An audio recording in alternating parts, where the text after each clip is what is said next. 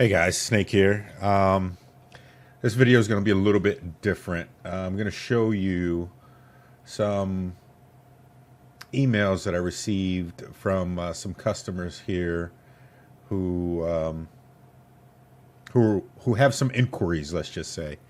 And I want to point out a few things that you'll get on a regular basis as a seller on eBay, things that you'll have to put up with, and also going to discuss very briefly my thought processes on returns and the eBay money back guarantee policy. Okay, so first and foremost, as you can see here, this Lacoste 100% cotton blue boxers, size medium, new with tag. There's actually a video of us taking pictures of this. Obviously, we did list it, and we're getting inquiries about it already. Now, these you have to take with a grain of salt, and handle them as best as you possibly can. Because, for instance, here, if you can read the message, it says, "Hi, would you go a little cheaper or remove shipping, please?" I know it says "peas," but they meant to say "please." So here's the thing. There is no shipping. We did free shipping on this. Now, normally we don't do free shipping. We do free shipping on most clothing items, but not on...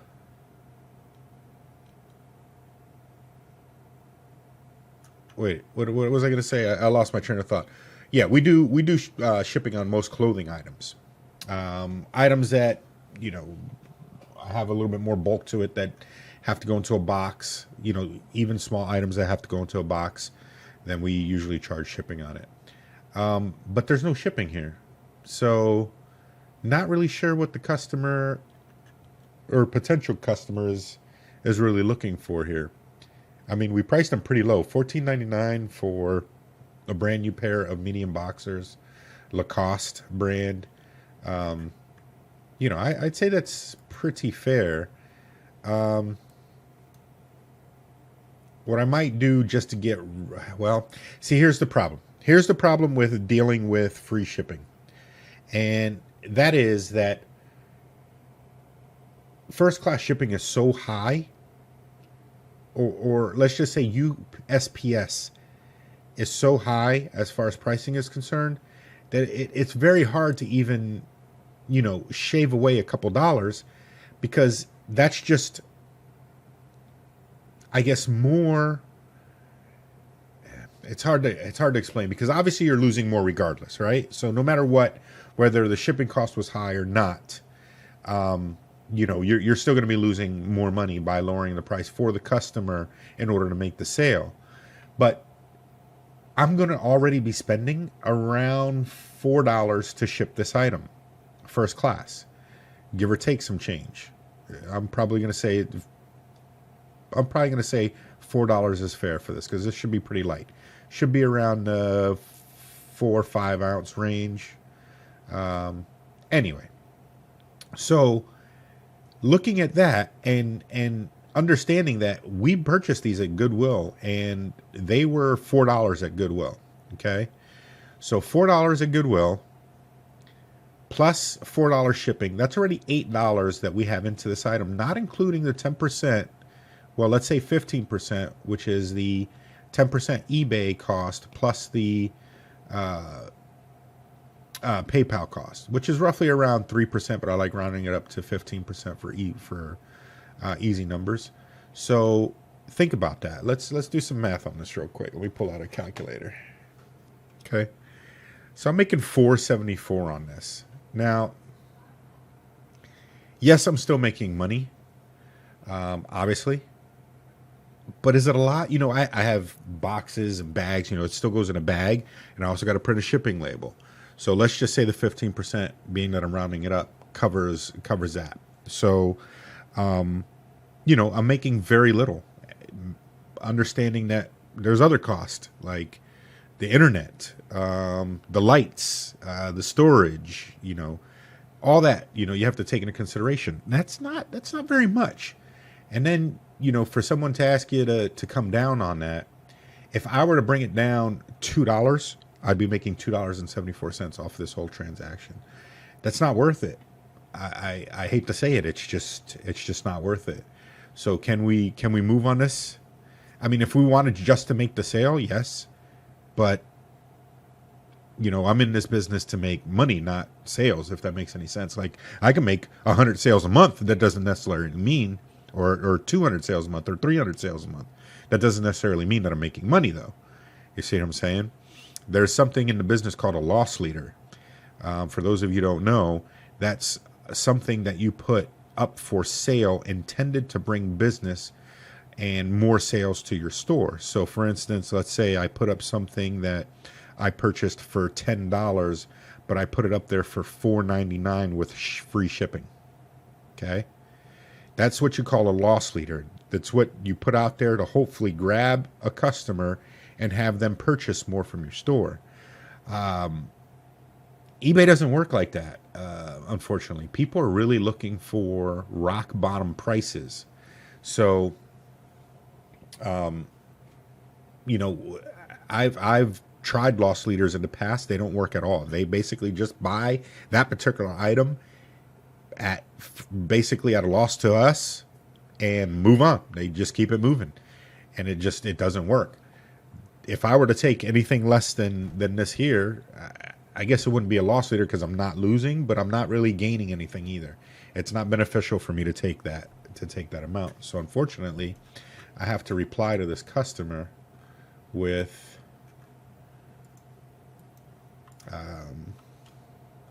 the fact that shipping is free on this item. Let me just do that. Let me try and keep it clean. Shipping is already free. Unless she's out of the country. She's not out of the country. He or she already free on this item. Okay. I mean, that's the best I could do there. I'd really like to make the sale and get them out. Let me do this. I'm going to offer a $1 discount.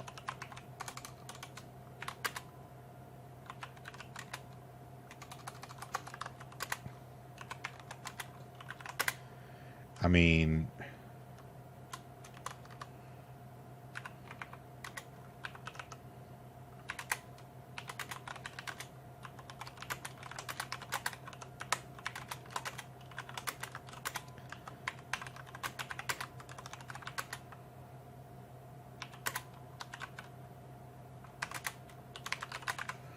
that's it. I mean, I'll do that. So actually this, I need to send this first, and then I need to reopen the same message.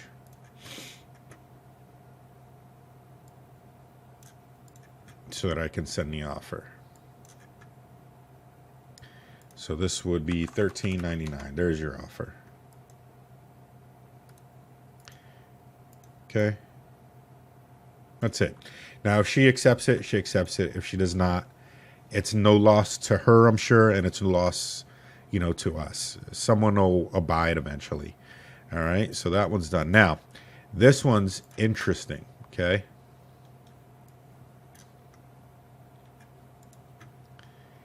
All right. Let's go check out. This is a customer who wants to return. Now, before we get into this, I want to let you know that I actually do not accept returns on my site. And I know I may get a lot of backlash on this, but listen, the way I see it is that I am a small business, a very small business. I am not Amazon. I'm nowhere near eBay. I'd like to get there someday, and maybe down the road, I may be able to afford the cost of having returns and things to that effect, on our margin, and still make money. Right now, I can't do that. It's also not logical to me, and I'll tell you why. Because they're used items. So how many places do you know out there that sell used items, like thrift stores, Goodwill, Salvation Army, what's the other one? Pawn shops. They don't take returns. Why don't they take returns? Because they're selling used items. So a prime example is let's say this particular wireless controller here, which you guys saw me pack in another video, and they received it actually quite quickly. But this, when tested and brought in to our store, 100% working order. Again, this is used. This is probably close to 10 years old, give or take some years. It may already be on its last leg, meaning that it can be 100% working now, but 2 weeks down the road, it might have had its last, day in the field. You know what I mean?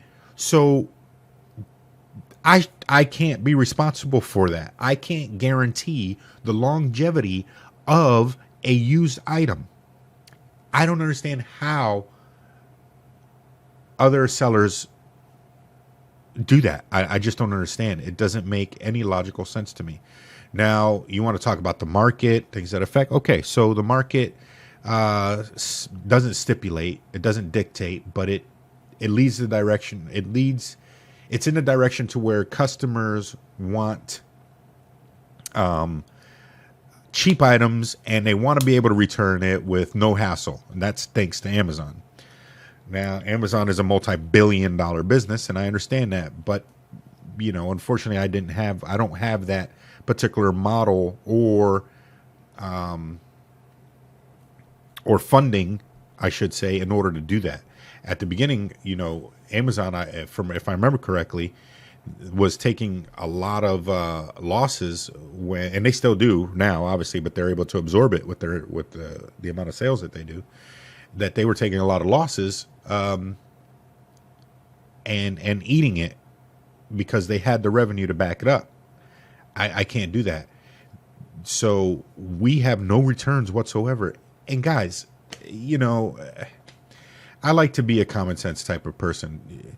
If you go somewhere and you're buying a used item, what are you really expecting? Are you expecting to have an item that works for the next 20 years? Is it possible? Yes. Is it logical? No. If you want an item that has more of a guarantee, comes with a warranty, whatever the case may be, that's what the brick and mortar stores are for. That's what Amazon is for. They offer that kind of thing. But when you're looking for a 15-year-old item used at the lowest price that you could possibly get it, you have to be responsible for that choice that you're making. You're choosing to spend less money in order to save money and have a product that you want at the same time. There's downfalls to that, and that is the fact that the item that you're purchasing may not last you very long. Everyone always talks about this the quote, you get what you pay for. Yeah, that's true. Again, I can't be responsible for the longevity of this item. I can't guarantee the item. I can guarantee you that when you receive it, it should be in 100% working order. And as I described it, beyond that, I can't help you. I had a guy, I'm going to go into this. I know I'm rambling right now, but I'm just giving you some examples. I had a guy who purchased some shoes from us. There were some, I wouldn't say high end, but mid to high end, shoes. He bought them for work. After about 3 weeks, he contacted us and said he wanted to return the item because the sole fell off. So this man purchased those shoes from us, used them for work because he put it in the email. He said he used them the last 3 weeks going back and forth to work, and the sole fell off. What? You're asking for a return? You just had 3 weeks of use of these shoes. God, no one knows what you were doing. You could have been doing jumping jacks. You could have been, jumping rope, skipping, running through puddles. Who knows what you've done in these shoes? How can you possibly have the audacity to request a return on something that you've used for the last 3 weeks? It's frustrating for me. That's one of the most frustrating parts of this business is the fact that people don't take responsibility for their decision to save money for a used item. The responsibility is that you're going to get what you pay for, and that is a used item. Longevity is not guaranteed. Here's an item. Here's the item that we're obviously referring to, the official Xbox controller, white, which again you did see us pack and ship. Here's why they want to return it. Missing parts and pieces. No battery compartment came with it. What they're saying is that there was no battery back or battery cover included. Okay, now let's go ahead and pull up this item. Let's see. Hold on one second. Let me go to. Here you go, guys. Here is our listing. Okay. Just remember, pictures serve as a form of the item description.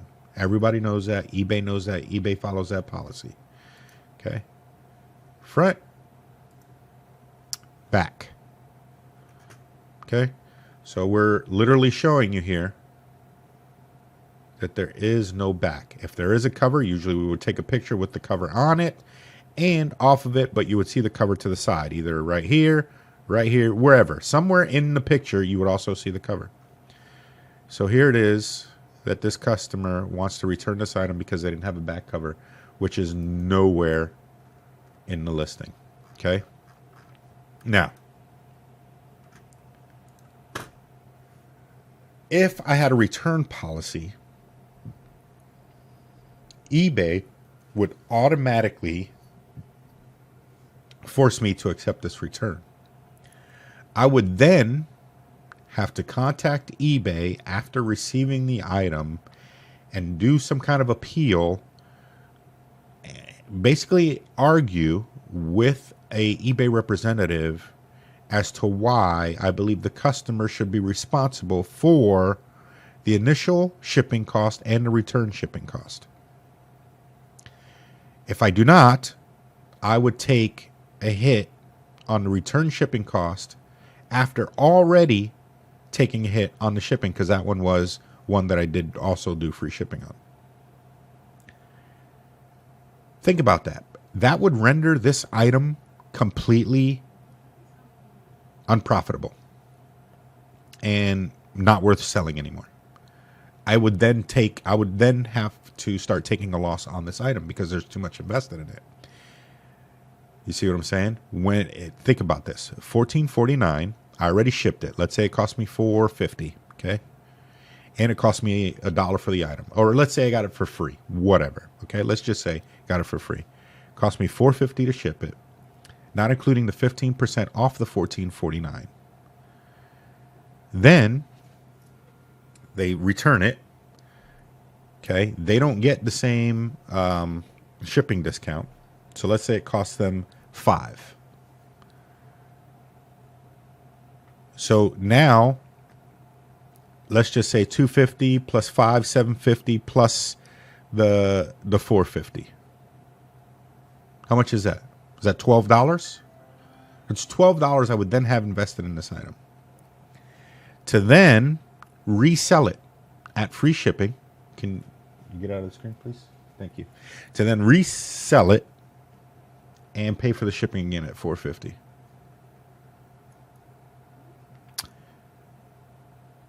Think about that as a business. Is that really something that you can do? And if it was a once in a while thing, okay, one can argue that. But if this happens on a regular basis, let's say 4, 5, 6, 7, 8, 9, 10 times a month, I mean, you might as well just start throwing a bunch of your inventory away after they come back. You know, there's actually times where we did obviously make a mistake. And let's say we sent out a shirt. We didn't see there was a spot on it. We didn't disclose it. They were able to send us a picture as soon as they received it. We're like, okay, sorry. Sometimes we just say keep the item because it's not worth having them send back and then trying to relist it, because then it just becomes a loss. So we just let them keep it. It's, and we just refund the whole amount. So anyway, the trials and tribs of selling on eBay, definitely something that you guys have to consider before going into this business. Unless you have a bunch of capital. I mean, if you got a bunch of capital in the bank and you're willing to try and take on that type of responsibility in order to get your business to grow in the next few years, by all means, hey, more power to you. I don't have that. I don't want to do that. So yeah, can you argue that it may affect your sales not having returns and things that affect because people look for free returns? Maybe not. But you could also argue the fact that the man hours that you would spend on the phone dealing with these returns. Granted, I still have to spend time on the phone with regarding this particular issue, because I do have to call eBay and advise them that they need to look at the pictures, let them know, because there's no option for me to cancel to deny the return on this item because the customer put it down as missing parts. If they put it down as missing parts or defective or not as described, I don't have the option to close out the return on my own. I have to contact eBay to do that for me. This should be very easy. I mean, another misconception out there, guys, is that you can't win with eBay. I've heard a lot of people say that. That's not true. I win with eBay on a regular basis. I win and I will call until I get exactly what I want. I'll guarantee you that when I call about this item, I'll probably have a representative say, "Oh, well, because they put it down as missing parts, but you'll have to take the read. And when you receive it, then you can open an appeal, and then you can let us know if, and then we'll have to review it for the appeal." I'm not going through all that. I will make an eBay representative close this case out in my favor based on the fact that the picture completely and utterly shows that this is not coming with a battery back. Okay? And it may take me 5 or 6 different representatives to get that done, managers, supervisors, and managers included, but I will get it done. Now, yes, that takes a long time as well, but we're talking about quantity in this particular case. So if I'm dealing with free returns to where I have, or returns period, where I accept returns, where I have no say in the matter and they just come to me, I would actually get more returns. So then I would have to make more calls out to eBay in order to handle these situations. So anyway, I am a true believer that in the eBay realm, there should not be returns for many issues. Yes, returns for items not as described. Maybe they didn't. What's the other thing? So not as described, missing parts or pieces, and then or defective, doesn't work on arrival, whatever the case may be. Yes, there should be returns for that. Anything above and beyond that, absolutely not. And us as sellers should have the power to make that decision on our own, being that we are the business owner. Now, obviously, eBay looks at it as, okay, well, if they don't offer this, then customers will just go and buy somewhere else. It's possible, and that's something that I have to fight with. Okay, guys, so I just got off the phone with eBay. The agent that I was speaking to did exactly what I thought they were going to do, telling me that I need to wait 3 days. Obviously, that wasn't acceptable to me. So I asked for a supervisor. Supervisors did the same thing, cookie cutout answers, trying to control the conversation. They don't control it with me. So I asked for a manager. Now, there's 4 levels. So you have the agent, supervisor, manager, and a lot of people don't know, but you could also ask for a senior manager. Okay? and I will go up to the senior manager every time, and I will even go up to the senior manager, and if I still don't get the response I want, I will call and start the whole process again. But anyway, I got a manager on the line, and what this manager said he was going to do for me is he's actually going to close out the case in my favor. Not today, though, but on the fourth day. He's going to monitor it himself, and just on that fourth day when it's available, he's automatically going to go close it out in my favor and give me a return call, and also I will be receiving an email as well. So that to me is, it's one. It's a one, WON, one case. So anyway, yeah, that's it for this video. So don't forget to like, subscribe, share, and we'll see you next time, guys. Have a good night.